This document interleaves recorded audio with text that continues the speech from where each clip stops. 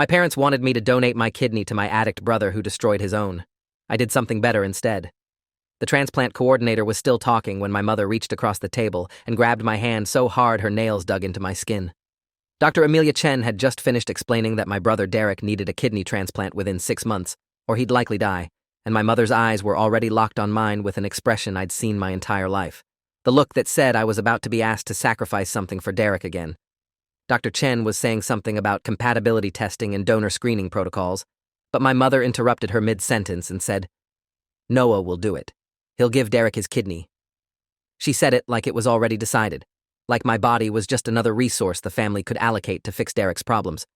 I pulled my hand away and said I needed to think about it, and my father's face went red the way it always did when I didn't immediately comply with what the family needed. I'd been working as a structural engineer for Tillman Associates for 3 years when Derek's kidneys finally failed. I was 29, living in a downtown apartment I'd saved 2 years to afford, and I'd just gotten engaged to my girlfriend Rachel 3 months earlier. We were planning a small wedding for next spring and talking about buying a house in the suburbs where the schools were good. My life was stable and carefully built, everything earned through late nights studying in college and years of proving myself at work.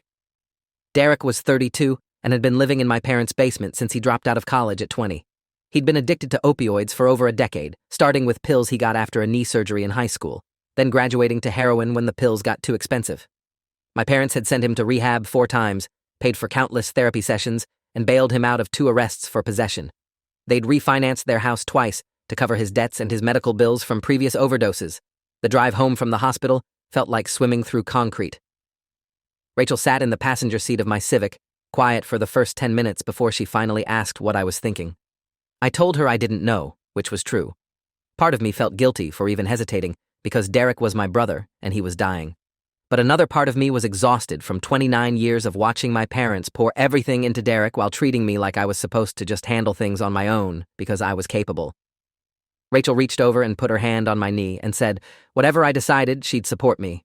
But she also said I should think carefully about what giving up a kidney would mean for our future, for our plans to have kids, for my health long term.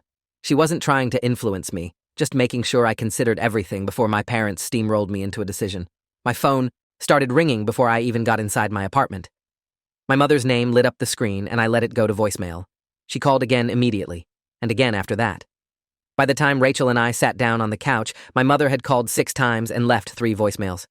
I listened to the first one and she was crying, saying Derek was her baby and I was his only hope, and she couldn't lose him. The second voicemail was my father saying we needed to talk about family obligations and doing the right thing. The third was my mother again, this time angry instead of sad, saying I was being selfish by not answering and that every minute I waited was a minute Derek got closer to dying. I turned off my phone and Rachel heated up leftover pasta, and we ate in silence while I tried to process what was happening. The next morning, I called Dr. Chen's office and asked about the donor screening process. The nurse who answered explained that being a living donor required extensive medical testing, psychological evaluation, and meetings with the Transplant Ethics Committee. She said the whole process took several weeks minimum and was designed to make sure donors were healthy enough for surgery and making the decision freely without coercion. She emphasized that last word, coercion, like she'd seen situations where family members were pressured into donating. I asked what would disqualify someone from being a donor, and she listed several things: certain medical conditions, active infections, psychological issues, and any sign that the recipient was likely to damage the new kidney through continued drug or alcohol abuse. That last one made my stomach drop, because I knew Derek had never stayed clean for more than a few months. I agreed to get tested for compatibility, telling myself that maybe I wouldn't be a match and the decision would be made for me. My parents drove me to the appointment and sat in the waiting room like sentries, making sure I went through with it. The blood draw took 10 minutes, and the lab tech said results would be back in 3 to 5 business days. My mother hugged me in the parking lot and said she knew I'd do the right thing, and my father patted my shoulder and said this was what family did for each other. Nobody asked how I felt about any of it or whether I was scared or what this might mean for my life. The assumption was that my feelings didn't matter as much as Derek's survival. The results came back on a Friday afternoon. I was a perfect match. 6 out of 6 antigens, which Dr. Chen said was unusual even for siblings, and meant Derek's body would be very unlikely to reject my kidney. My mother called me at work, crying with joy, and said this was a miracle, that God had made us compatible because I was meant to save Derek.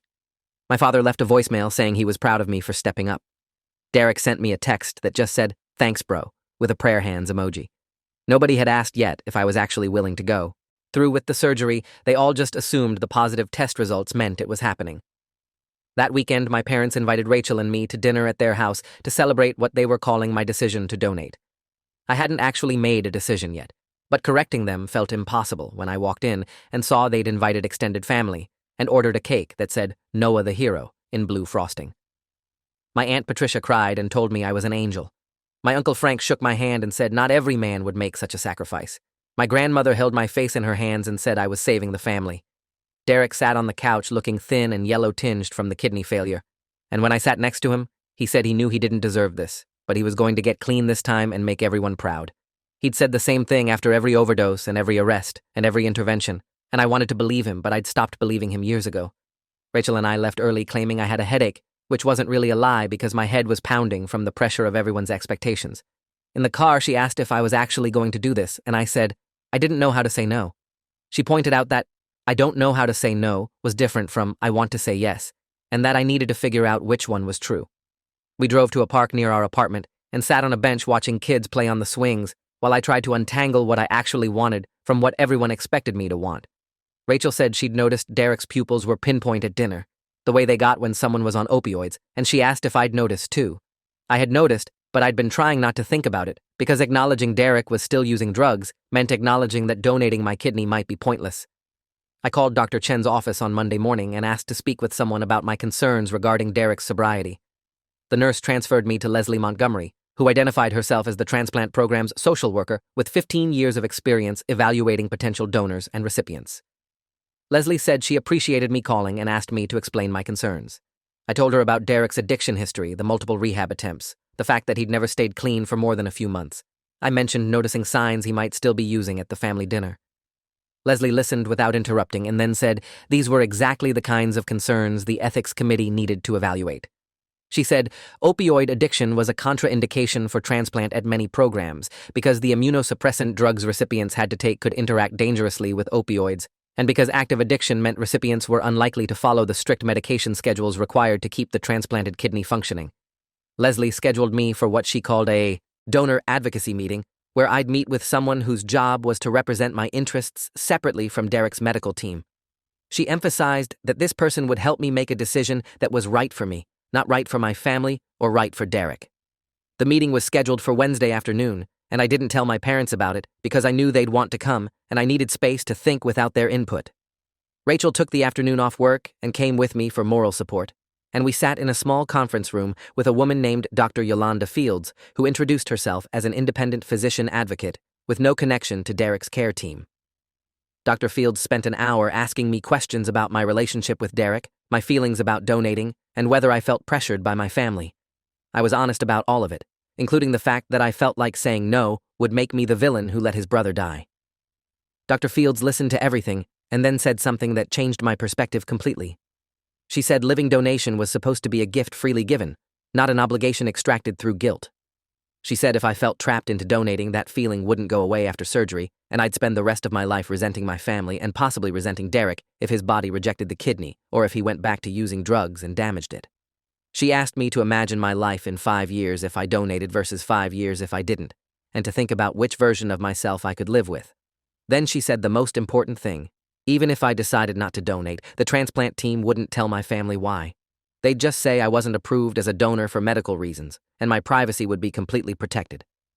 Hearing that I could say no without my family knowing it was my choice felt like someone had opened a window in a room where I'd been suffocating. I spent that night researching kidney donation outcomes, and what I found made my concerns worse. Living donors faced surgical risks including infection, bleeding, and death in rare cases. Long-term, donors had slightly higher risks of kidney disease themselves and complications during pregnancy, which mattered since Rachel and I wanted kids. Most concerning was the data on transplant outcomes for recipients with substance abuse histories. Multiple studies showed significantly higher rates of graft failure and patient death in recipients who returned to drug use after transplant. The immunosuppressant drugs recipients had to take made them more susceptible to infections and overdose, and mixing those drugs with opioids could be fatal. I sent screenshots of the research articles to Rachel with a message saying I didn't think I could go through with it, and she called me immediately and said she thought that was the right decision. My parents called the next morning asking when I was scheduled for the next round of donor testing. I told them I was meeting with the ethics committee first, and they asked why that was necessary, since I'd already been approved as a compatible match. I explained it was standard protocol, and they seemed suspicious, but didn't push further. My mother asked if Rachel was influencing my decision, and I said Rachel was supporting whatever I chose. My father said he hoped I understood how serious Derek's condition was, and that time was running out. I said I understood, and ended the call before they could apply more pressure. An hour later, my mother showed up at my office building, and the receptionist called to say I had a visitor. I went downstairs, and my mother was in the lobby, holding a folder of medical records and magazine articles about successful kidney donations. She said she wanted to make sure I had all the information I needed to feel confident about saving Derek's life. We sat in the lobby, and my mother opened the folder and showed me printouts about kidney donation survival rates and recovery timelines.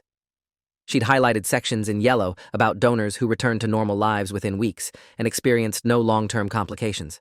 She had testimonials from donors saying it was the most meaningful thing they'd ever done. What she didn't have was any information about transplant outcomes for recipients with addiction issues, or data about donor regret, or studies about the risks I'd be taking. I pointed this out, and she got defensive, saying I was looking for reasons not to help my brother. She said Derek was going to die if I didn't do this, and how would I feel knowing I could have saved him but chose not to? I told her I hadn't made a final decision yet and needed to complete the evaluation process. She stood up and said time was running out and I needed to stop overthinking things and just do what a brother should do. That evening, I got a call from an unknown number. The man on the other end identified himself as Russell Park, an attorney specializing in medical ethics and patient rights. He said Dr. Fields had given him my number with my permission, which confused me because I hadn't given Dr. Fields permission to share my contact information. Russell quickly clarified that Dr. Fields hadn't actually shared anything, but that she'd suggested I might benefit from legal consultation about my rights as a potential donor. He offered a free consultation, and I agreed to meet him the next day. Russell's office was in a professional building downtown, and his walls were covered with framed degrees from Georgetown Law and certificates from various medical ethics organizations. He asked me to walk him through the entire situation, and I spent 30 minutes explaining Derek's history, my parents' pressure, and my own conflicted feelings. Russell listened carefully and took notes on a yellow legal pad. When I finished, he said several things that made my situation clearer. First, he confirmed that my decision to donate or not donate was legally protected, and my family had no right to know my reasons. Second, he said the behavior my parents were exhibiting could potentially constitute coercion, which was grounds for the transplant program to refuse to proceed even if I wanted to donate. Third, he said if Derek was actively using drugs, proceeding with the transplant could violate medical ethics guidelines about transplanting organs into recipients likely to damage them.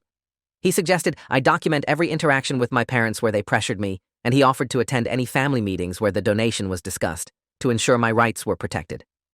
I thanked him and said I'd think about it, but I left his office feeling like maybe I wasn't crazy for wanting to say no.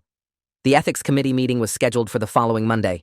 I received a packet of information beforehand explaining that the committee consisted of transplant physicians, surgeons, social workers, ethicists, and a community member with no medical background. Their job was to review potential transplants and ensure they met ethical guidelines regarding donor autonomy, recipient suitability, and informed consent. The meeting would include separate interviews with Derek and with me, plus a joint session where both of us would be present. My parents assumed they'd be included in these meetings and were upset when I told them the committee wanted to interview Derek and me individually. My mother said she needed to be there to help Derek explain his medical history, and I pointed out that Derek was 32 years old and should be capable of explaining his own medical history. The night before the committee meeting, Derek called me. His voice sounded off, slurred slightly, and he said he wanted to thank me for doing this for him. He said he knew he'd messed up a lot, but this was his chance to start over, and he wasn't going to waste it. He said once he got the transplant, he was going to get a job and move out of our parents' house and really get his life together this time. I asked him if he was currently clean, and there was a long pause before he said, "Yeah, totally clean." The pause and the way he said it made me certain he was lying. I asked him directly if he'd used anything in the past week, and he got defensive and said I was interrogating him like a cop. He said the doctors were monitoring him, and he was doing everything they asked. I told him the committee would probably drug test him, and he said he knew that and he'd pass. After we hung up, I felt sick because I knew Derek was still using, and my kidney would end up damaged, just like his own kidneys had been. The committee meeting started at 9 in the morning in a conference room at the hospital. There were 7 people sitting around a large table, and they introduced themselves with their names and roles. Dr. Simon Wells was the lead transplant surgeon. Dr. Patricia Huang was the nephrologist managing Derek's care. Leslie Montgomery was there as the transplant social worker. Dr. Yolanda Fields was present as my donor advocate.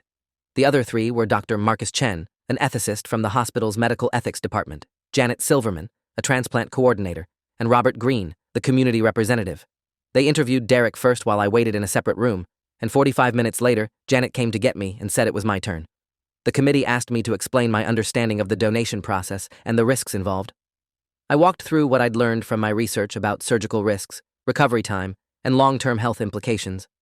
They asked about my relationship with Derek, and I was honest about our history and his addiction. They asked if I felt pressured by my family, and I said yes, absolutely. Dr. Fields spoke up and mentioned our previous conversations and the fact that my parents had shown up at my workplace to pressure me. Dr. Marcus Chen, the ethicist, asked if I wanted to proceed with the donation, and I took a deep breath and said I didn't think I could go through with it. The room was quiet for a moment, and then Dr. Wells asked me to explain my reasoning.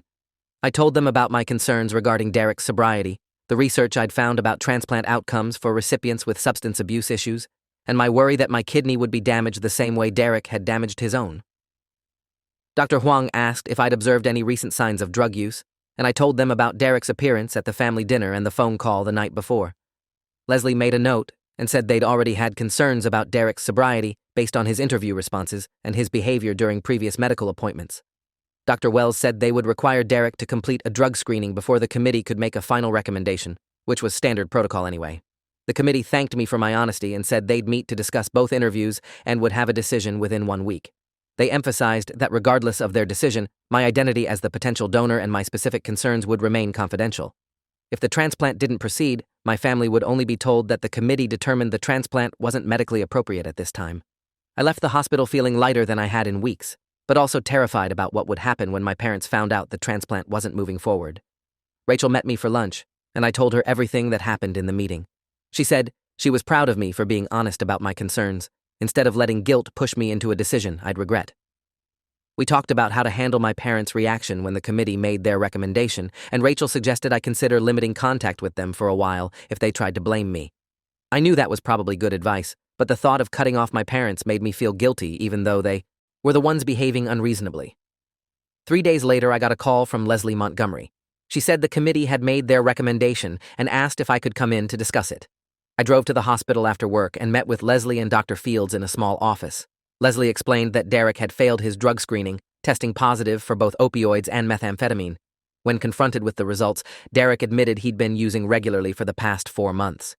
He claimed he was planning to get clean before the transplant, but the committee determined that his active addiction made him ineligible to receive a transplant at this time. The committee's recommendation was that Derek needed to complete an intensive inpatient treatment program and maintain documented sobriety for at least 6 months before being reconsidered as a transplant candidate. Leslie said this decision had nothing to do with my willingness to donate and everything to do with Derek's suitability as a recipient. Dr. Fields added that even if Derek did get clean and was reconsidered for transplant in 6 months, I wouldn't be obligated to donate just because I'd been tested as a match. She said the committee would require me to go through the entire evaluation process again to ensure I was still willing and that no additional coercion had occurred. She emphasized that my decision about donating belonged to me alone, and my family had no right to pressure me regardless of Derek's medical needs. I thanked them both and asked what would happen next. Leslie said Derek's transplant team would meet with him and my parents later that week to explain the committee's decision. She said the team would not disclose that I'd expressed concerns about donating, only that Derek had tested positive for drugs and needed to complete treatment before being reconsidered for transplant. My mother called me that night, and I let it go to voicemail. She called again an hour later, and I turned off my phone. The next morning, I had 15 missed calls and 7 voicemails. I listened to the first one, and my mother was hysterical, crying, and saying Derek had been denied the transplant, and they weren't telling her why. The second voicemail was my father demanding I call them immediately. The third was my mother again, this time angry, saying the hospital had made a mistake and we needed to fight the decision. I didn't call them back. Instead, I called Russell Park and asked him to attend any future meetings with my parents as my legal representative. Russell said he'd be happy to do that and asked me to forward him any messages or voicemails my parents left that could constitute harassment. My parents showed up at my apartment that evening. Rachel was there, and when we heard the pounding on the door, she looked at me and asked if I wanted her to call the police. I said not yet and went to the door. Through the peephole, I could see my mother's face, red and swollen from crying. I opened the door with the chain lock still attached, and my mother immediately started yelling through the gap. She said Derek was denied the transplant because of some bureaucratic nonsense about drug testing, and that I needed to call the hospital and demand they reconsider. She said they'd made a mistake, and Derek was clean, and someone was lying. My father was behind her saying this was life or death, and we couldn't accept this decision. I told them I'd heard about the committee's decision and that Derek had tested positive for drugs. My mother's face changed immediately, and she said that was impossible. Derek was clean. Someone must have mixed up the test results. I said the committee had given Derek a chance to explain the positive test, and he'd admitted to using drugs for the past 4 months. My mother started screaming that I was lying, that Derek wouldn't admit to something that wasn't true, that someone had forced him to lie. My father was quieter, but his face was hard, and he said I seemed pretty informed about the committee's decision for someone who was just a potential donor. He asked if I'd said something to the committee to turn them against Derek. I told them the committee's decision was based on Derek's drug test and his own admission, not anything I said. My mother called me a liar and said I'd sabotaged Derek's transplant because I was jealous of him. She said I'd always been jealous of Derek, and this was my revenge for years of him being the favorite. I closed the door while she was still yelling and locked both locks and put the security chain in place. Rachel and I sat on the couch listening to my mother scream outside for another 10 minutes before our downstairs neighbor called the police. When the cops arrived, my mother tried to tell them I'd stolen Derek's chance at a transplant and they needed to make me fix it. The officer who came to my door to check that Rachel and I were okay looked exhausted and said my mother seemed to be having some kind of mental health crisis. He said if she came back, I should call 911 immediately and consider getting a restraining order. After they left, Rachel and I sat in the dark living room and she asked me if I was okay. I said I didn't know, which was the truth. Part of me felt relief that the decision was over and I didn't have to donate my kidney. But another part of me felt guilty because, even though Derek's drug use had made him ineligible, my parents were never going to believe I hadn't somehow caused this outcome. The next morning, I called Russell and told him what happened. He said my parents' behavior was escalating in a concerning way, and he recommended I document everything and seriously consider a restraining order. He said parents of addicts often became so focused on saving their child that they lost perspective and acted irrationally, and my parents seemed to be in that category. I told him I wasn't ready for a restraining order yet and wanted to see if things calmed down. Russell said that was my choice, but I should be prepared for the possibility that things would get worse before they got better. He sent me information about documenting harassment and gave me his cell phone number in case I needed to reach him outside of business hours. My father called me the next day from a blocked number. His voice was calmer than my mother's had been, but there was something cold underneath the calm that made me nervous. He said we needed to have a family meeting to discuss Derek's situation and figure out next steps. I said I didn't think a meeting was a good idea, given how things had gone at my apartment. My father said my mother had been upset and emotional, but she'd calmed down now and we needed to handle this like adults.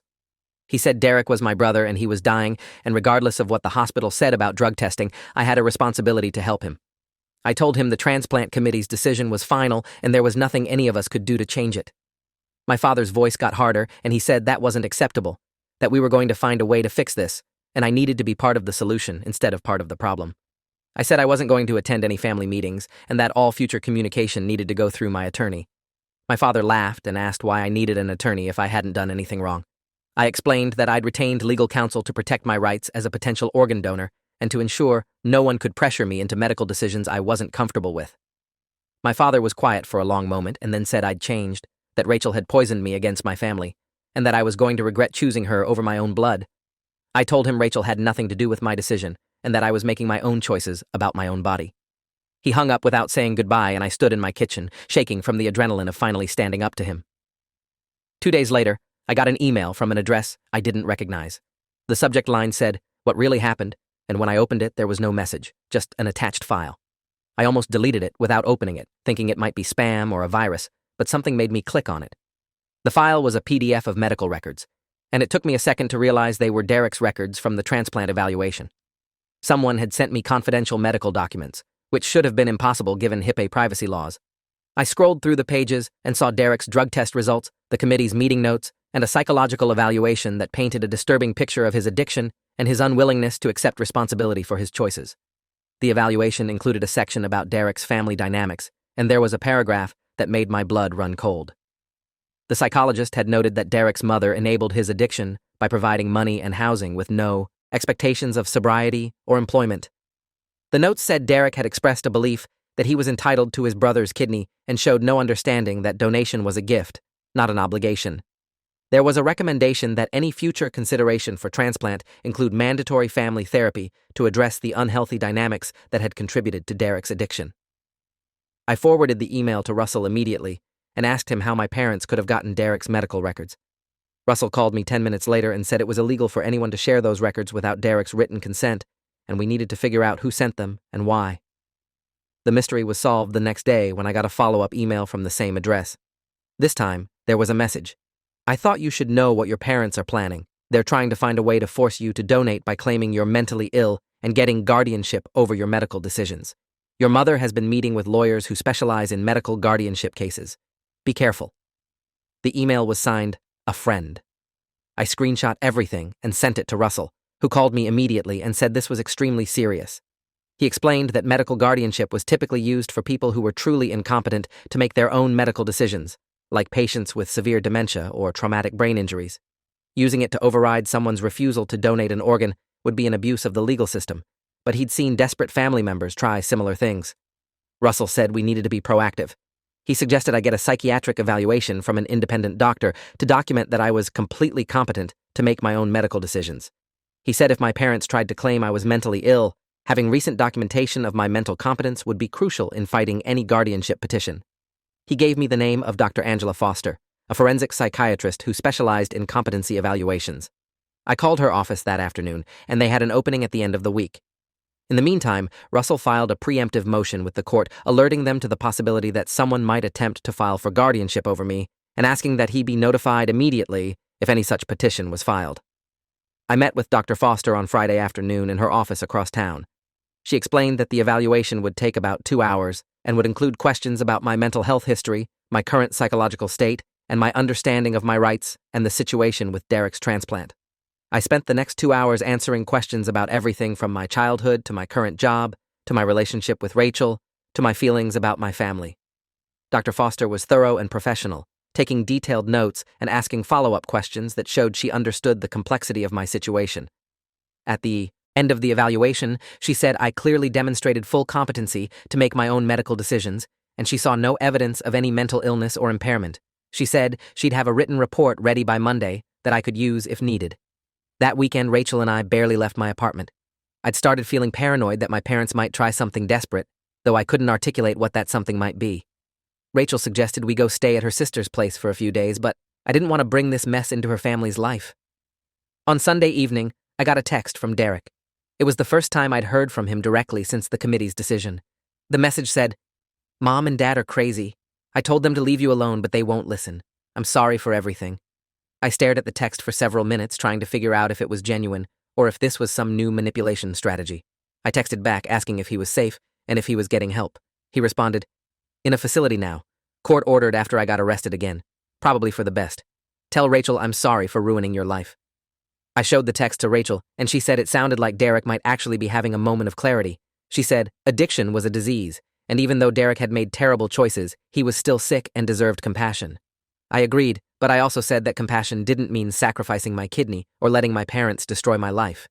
Rachel nodded and said those things weren't mutually exclusive, that I could feel bad for Derek while still protecting myself from the chaos he and my parents had created. We spent the rest of the evening researching substance abuse treatment programs and reading about families affected by addiction.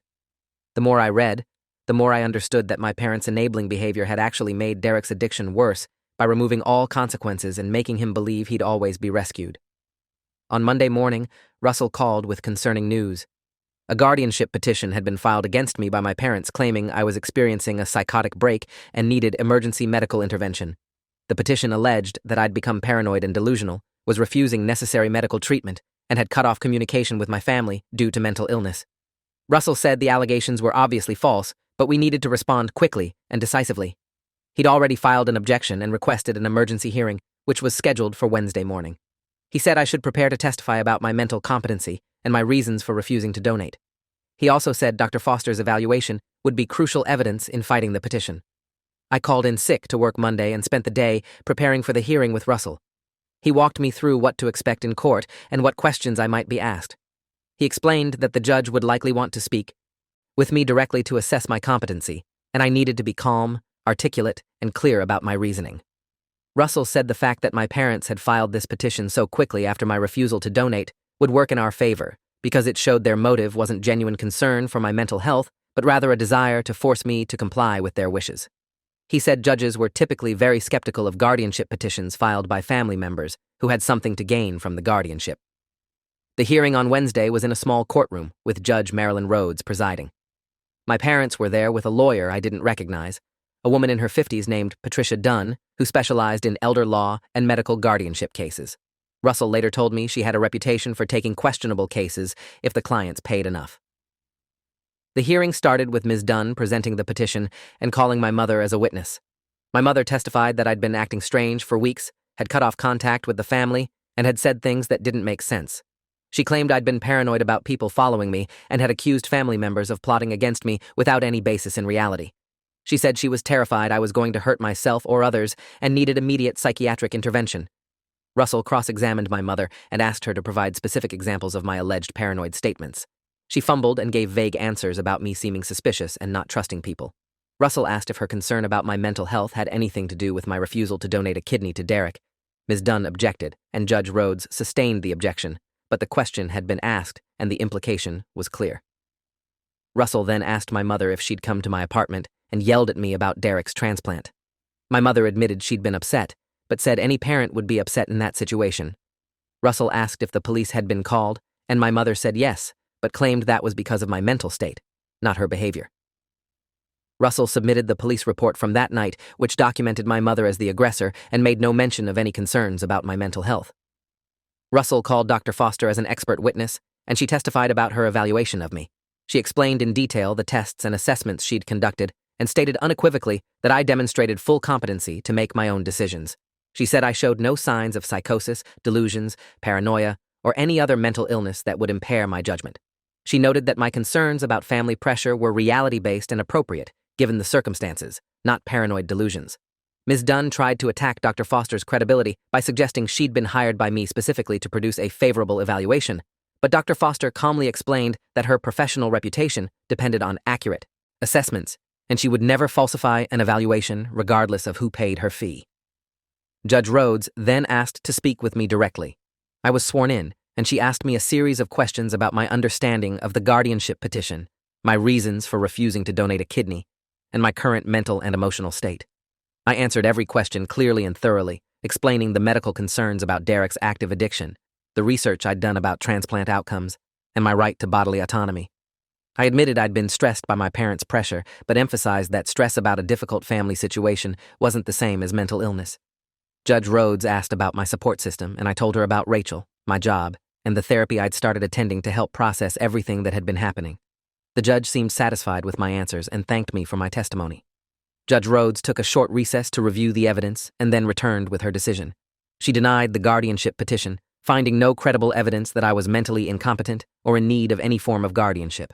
She said the petition appeared to be motivated by a family dispute over organ donation rather than genuine concern for my welfare, and she warned my parents that filing frivolous guardianship petitions could result in sanctions. She ordered my parents to pay my legal fees and strongly suggested they respect my medical decisions and my autonomy as an adult. My mother started crying and my father looked furious, but Ms. Dunn quickly ushered them out of the courtroom before either of them could say anything that might make the situation worse. Russell and I walked out of the courthouse, and he said the judge's decision couldn't have been more definitive. He said the order that my parents pay my legal fees was particularly significant because it showed the judge believed their petition had been filed in bad faith. He warned me that my parents might not give up just because they'd lost this round, and I should continue documenting any attempts to contact or pressure me. I thanked him for everything he'd done and said I'd never expected to need a lawyer to protect me from my own family.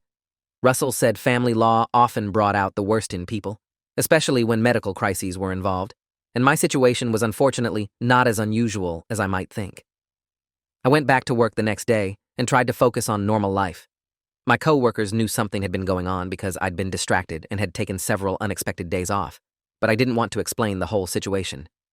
Rachel suggested I talk to HR about the possibility of getting a restraining order if my parents continued to harass me, but I wasn't ready for that step yet. I kept hoping they'd accept the court's decision and back off, even though everything I'd experienced so far suggested that wasn't likely to happen. Derek sent me another text saying he'd heard about the court case and he was sorry our parents were being crazy. He said they came to visit him at the facility and he told them to leave me alone, but they wouldn't listen. 2 weeks after the hearing, I got a call from Leslie Montgomery at the hospital. She asked if I had time to come in for a meeting and wouldn't explain what it was about over the phone. I met her that afternoon in the same conference room where the ethics committee had met. Leslie explained that my parents had been calling the hospital repeatedly demanding that Derek be reconsidered for transplant and claiming the original decision had been based on false information. The hospital's legal team had informed my parents that Derek's eligibility would be reevaluated only after he completed treatment and maintained documented sobriety for 6 months, as the committee had originally specified. Leslie said she was telling me this because my parents had also been claiming I'd sabotaged Derek's evaluation by lying to the committee, and she wanted me to know the hospital stood by its original decision and my concerns had been completely valid. Leslie said something else that surprised me. She said the hospital had received anonymous tips that my parents were attempting to find alternative transplant options through medical tourism, possibly traveling to countries where organ transplant regulations were less strict. She said this was concerning because transplants performed in unregulated settings carried significant risks for both donors and recipients, and there were known cases of coercion and trafficking involved in black market organ transplants. Leslie asked if I had any reason to believe my parents might try something like that.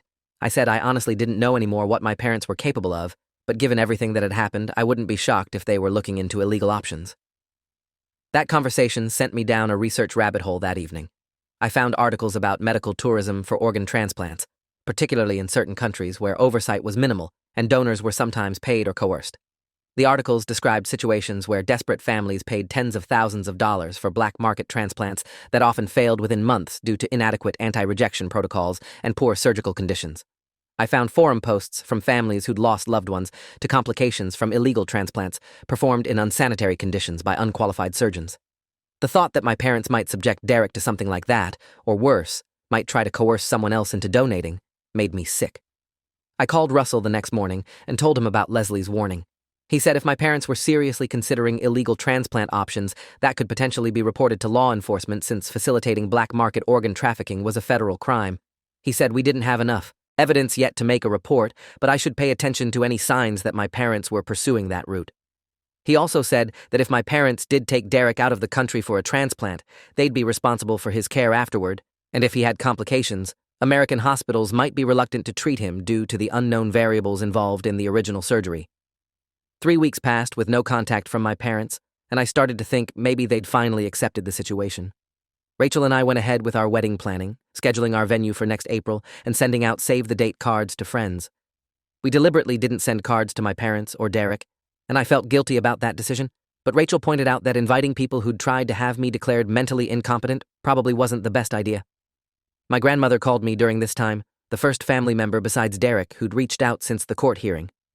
She said she'd heard about everything that happened and wanted me to know she didn't agree with how my parents had handled things.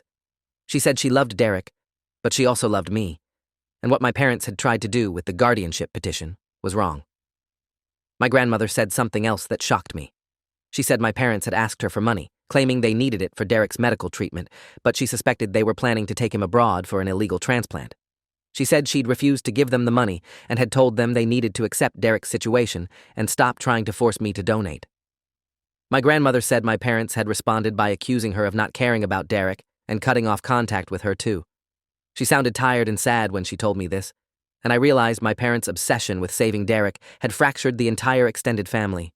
I thanked her for calling and for standing up for me, and she said she was proud of me for setting boundaries, even though it was hard. A month after the guardianship hearing, Detective James Wallace from the Financial Crimes Unit called and asked to meet with me. I had no idea why a detective would want to talk to me, but I agreed to meet him at a coffee shop near my office. Detective Wallace was in his early 50s with gray hair and sharp eyes, and he got straight to the point. He said his unit was investigating potential financial fraud related to medical fundraising, and my parents' names had come up in connection with a GoFundMe campaign. I felt my stomach drop because I hadn't known my parents had started a fundraising campaign. Detective Wallace showed me printouts of a GoFundMe page my parents had created, claiming Derek needed a life-saving kidney transplant but couldn't afford the medical costs. The campaign had raised over $85,000 from hundreds of donors who believed they were helping pay for a transplant. Detective Wallace explained that the problem wasn't the fundraising itself, but what my parents had done with the money. According to their investigation, very little of the donated funds had gone toward Derek's actual medical expenses. Instead, my parents had used the money for personal expenses, travel, and cash withdrawals that they couldn't account for. Several donors had reported the campaign after seeing social media posts suggesting Derek's transplant had been canceled due to family disputes, which contradicted the campaign's claims about financial need. Detective Wallace said fraud investigators took these cases seriously because they eroded public trust in legitimate fundraising campaigns and harmed people who genuinely needed help. He asked if I knew anything about how my parents had used the donated funds or whether I'd been aware of the campaign at all. I told Detective Wallace I'd had no knowledge of any fundraising campaign and was shocked to learn about it. I explained the actual situation with Derek's transplant denial due to his active drug use and how my parents had been pressuring me to donate despite my concerns. Detective Wallace took detailed notes and said my information was helpful in establishing that the campaign's representation of Derek's situation had been deceptive. He said donors had been led to believe Derek was a suitable transplant candidate who just needed financial assistance, when in reality, he'd been denied due to medical and behavioral issues that had nothing to do with money. The fact that my parents had raised funds under false pretenses while sitting on $85,000 that wasn't being used for its stated purpose constituted fraud. Detective Wallace said the investigation was ongoing, and he might need to contact me again as it progressed. He gave me his card and asked me to reach out if I learned anything else about my parents' financial activities. After he left, I sat in the coffee shop for another hour trying to process this new information. My parents hadn't just been pressuring me and trying to control my medical decisions. They'd been actively defrauding people by raising money under false pretenses. I thought about the hundreds of donors who'd given money believing they were helping save someone's life, and how betrayed they must feel knowing their donations had been misused. I called Russell and told him about the detective's visit, and Russell said this criminal investigation could potentially result in serious charges against my parents if the fraud allegations were proven. Over the next few weeks, the investigation became public knowledge. Local news outlets reported on the fraudulent fundraising campaign, and several donors came forward with their stories about why they'd donated and how angry they felt upon learning the truth. My parents' faces were shown on the news, and their names were published in articles about charity fraud. I didn't contact them, and they didn't contact me, but I heard from my grandmother that they were maintaining they'd done nothing wrong, and that all the money had gone toward Derek's care somehow. The problem was that investigators had bank records showing exactly where the money had gone, and the vast majority hadn't gone to anything related to Derek's medical treatment. Derek called me from the treatment facility where he was still a patient. He sounded more clear-headed than I'd heard him in years, and he said he'd seen the news reports about our parents. He said he hadn't known about the GoFundMe campaign until recently, and he felt sick knowing people had donated money thinking it would help him when it had actually just funded our parents' increasingly desperate attempts to force me to donate. Derek said his therapist at the facility had been helping him understand how our parents' enabling had actually harmed him by never forcing him to face consequences for his actions. He said for the first time in his adult life, he was taking responsibility for his addiction and his choices, and he wanted me to know he supported my decision not to donate. Derek said something that hit me hard. He said if I had donated my kidney while he was still using drugs, he probably would have destroyed it just like his own kidneys, and then I would have been left with one kidney, and he'd still be dying. He said the transplant committee's decision to deny him had probably saved both of our lives, even though it hadn't felt that way at the time. He said he was grateful I'd been honest about my concerns instead of going through with the donation out of guilt. I didn't know what to say to that, so I just said I hoped he kept getting better and that I wanted him to get healthy. Derek said he was going to stay in treatment for at least 6 more months, longer than the court had required, because he finally understood he needed serious help to beat his addiction. The fraud charges against my parents were filed in late November. They were each charged with multiple counts of wire fraud and theft by deception related to the GoFundMe campaign. The prosecution alleged they'd knowingly misrepresented Derek's medical situation to solicit donations and had used the donated funds for personal benefit rather than medical expenses. My parents pleaded not guilty and hired an expensive criminal defense attorney, which made me wonder where they got the money for that, until I realized they probably still had some of the fraudulently obtained GoFundMe funds. The irony of using stolen donation money to pay for lawyers to defend against theft charges wasn't lost on me. The trial was scheduled for March, and the prosecutor's office contacted me to ask if I'd be willing to testify about Derek's actual medical situation and the transplant committee's decision. I agreed, knowing that my testimony would help prove that my parents had lied to donors about why Derek couldn't get a transplant. The prosecutor, a woman named Jennifer Klein, met with me several times to prepare my testimony. She explained that the case hinged on proving my parents had knowingly misrepresented facts to solicit donations, and my testimony about the actual reasons for Derek's transplant denial would be crucial evidence.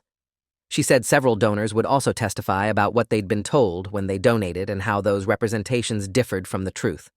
Rachel and I got married in April in a small ceremony at a botanical garden with 30 friends and her family present. None of my family came because I hadn't invited them, And while that should have been sad, it actually felt liberating to have a celebration that wasn't overshadowed by family drama. My grandmother sent a generous check as a wedding gift and a card saying she wished she could have been there but understood why the guest list was limited. Derek sent a card from the treatment facility congratulating us and saying he hoped to meet Rachel someday when he was healthy enough to be part of my life again. Those small gestures from the family members who actually cared meant more than anything my parents could have said or done. The trial happened in May and lasted 3 days. I testified on the second day, explaining to the jury exactly what had happened with Derek's transplant evaluation and why he'd been denied. I described the drug test results, his admission of active drug use, and the committee's decision that he needed to complete treatment and maintain sobriety before being reconsidered. The defense attorney tried to suggest that I'd sabotaged Derek's evaluation out of jealousy, but Jennifer Klein objected, and the judge sustained the objection. The jury heard testimony from multiple donors who'd given money after reading about Derek's desperate need for a transplant he couldn't afford. Several donors cried on the stand, talking about how betrayed they felt learning their donations had been obtained through lies. The jury deliberated for less than 4 hours before returning guilty verdicts on all counts. My parents showed no emotion when the verdicts were read, just sat at the defense table staring straight ahead. The judge scheduled sentencing for 6 weeks later and remanded my parents to custody pending sentencing, denying their request for bail. As they were led out of the courtroom in handcuffs, my mother finally looked at me. Her face was empty of everything except exhaustion, and I felt a complicated mix of vindication and grief watching her walk away.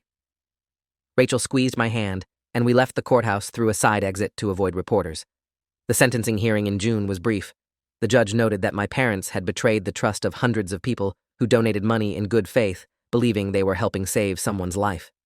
He said fraud cases involving medical fundraising were particularly harmful because they made people skeptical of legitimate campaigns and harmed people who genuinely needed assistance.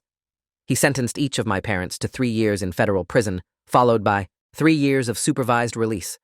He also ordered them to pay full restitution to all donors, which totaled $85,000 plus interest and fees. My parents would be in their mid-60s by the time they were released, and their reputations were permanently destroyed. I didn't attend the sentencing hearing. I'd said everything I needed to say in my trial testimony, and I didn't want to see my parents one more time. Rachel and I spent that day at the beach, walking along the shore and talking about our future. We were both ready to move forward with our lives and leave all the drama behind. Derek was still in treatment and was now 8 months sober, the longest he'd been clean in over a decade. His doctors were cautiously optimistic about his recovery, though he still needed regular dialysis and his long-term prognosis was uncertain. He'd never be reconsidered for a transplant unless he maintained sobriety for years and demonstrated genuine rehabilitation. 6 months after my parents were sentenced, Derek completed his treatment program and moved into a sober living facility. He got a job at a warehouse and started attending 12-step meetings regularly. He called me occasionally to update me on his progress, and while our conversations were sometimes awkward, they were honest in a way they'd never been before. Derek never asked me to reconsider donating my kidney, and I appreciated that he respected my decision. He said his therapist had helped him understand that expecting me to donate had been selfish and unfair, and that my body autonomy mattered more than his medical needs. Hearing him say that was like finally getting validation I'd been waiting for my entire life. A year after everything fell apart, Rachel and I bought a house in a neighborhood across town from where I grew up. We adopted a dog and started talking seriously about having kids. I still worked as a structural engineer and had gotten a promotion to project manager. Rachel was thriving in her career as a physical therapist. We had a quiet, normal life that was exactly what I'd always wanted. My grandmother visited sometimes, and we maintained a relationship separate from the mess with my parents. Derek and I texted occasionally, and I told him I was proud of his continued sobriety, which was true, even though our relationship would probably never be what it should have been. My parents were released from federal prison after serving 2.5 years of their 3-year sentences. I didn't contact them when they got out, and they didn't contact me. I heard from my grandmother that they'd moved to a different state to start over, somewhere people didn't know about their fraud conviction. Derek saw them once after their release and said they seemed smaller somehow, diminished by everything that had happened. They asked Derek if I'd ever consider reconciliation, and he told them honestly that he didn't think so, that the damage they'd caused was too deep to repair. I appreciated Derek being honest with them instead of giving them false hope.